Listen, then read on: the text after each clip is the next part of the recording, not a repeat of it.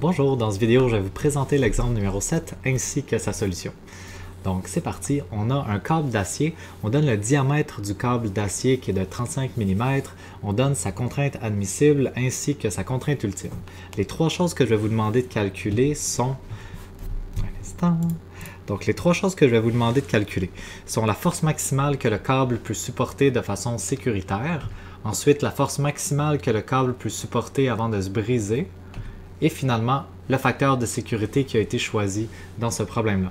Donc, mettez la vidéo sur pause, essayez l'exercice, et je vous reviens avec la solution. Regardons la solution du problème.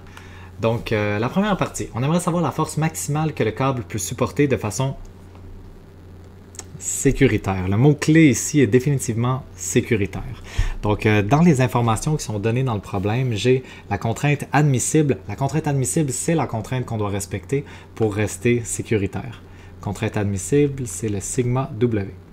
J'ai aussi la contrainte ultime et j'ai le diamètre. Le diamètre d'un cercle dans le cahier, il est toujours noté en utilisant la lettre phi, qui est une lettre grecque. J'ai tendance à préférer faire mes calculs en utilisant le rayon plutôt que le diamètre, quitte à diviser par 2 ou à multiplier par 2 pour convertir. Si vous choisissez d'utiliser la formule du cahier pour le calcul de surface d'un cercle, par exemple, il n'y a pas de problème non plus. Donc, allons-y. On veut la force maximale que le câble peut supporter de façon sécuritaire. Ça veut dire que la contrainte admissible est toujours égale à F sur A. Maintenant, je connais le A, ou plutôt je vais être capable de le calculer à l'aide du diamètre.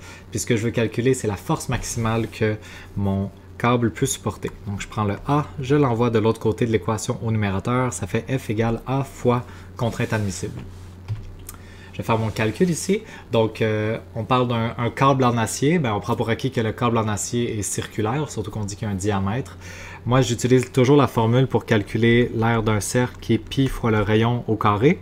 Dans le cahier, des fois, ils vont utiliser le diamètre plutôt que le rayon. Puis, ils vont donc utiliser 1/4 fois pi fois le diamètre au carré. Les deux formules sont parfaitement équivalentes, les deux fonctionnent. Vous pouvez utiliser celle avec laquelle vous êtes le plus à l'aise. Moi, je préfère pi r à la 2. Donc, pi fois le rayon qui est 35 mm divisé par 2 au carré, fois la contrainte admissible qui est 100 mégapascales.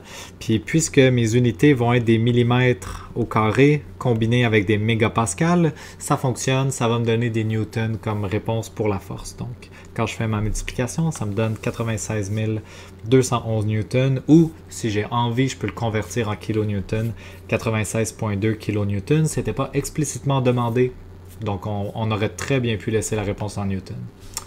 Ensuite, on veut savoir la force maximale que le câble peut supporter avant de se briser. Donc là, je ne vais pas utiliser ma contrainte admissible pour être sécuritaire, je vais utiliser ma contrainte ultime, qui est la contrainte à partir de laquelle le câble va se briser. C'est exactement la même démarche. Donc, plutôt que d'utiliser le sigma W, j'utilise le sigma U. Sinon, les étapes sont les mêmes. La surface du câble est la même. La seule chose qui vient changer ici, c'est que j'avais 100 mégapascales, mais j'ai maintenant 450 mégapascales. Et comme réponse, ça me donne 432 951 newtons. Finalement, pour le facteur de sécurité, ben, il faut juste se rappeler du lien entre la contrainte admissible et la contrainte ultime. Dans le fond, la contrainte admissible, c'était la contrainte ultime divisée par le facteur de sécurité basé sur la contrainte ultime. Je peux tout simplement isoler le facteur de sécurité dans cette équation-là. En faisant la division, je remarque que mes unités au numérateur et au dénominateur vont s'annuler.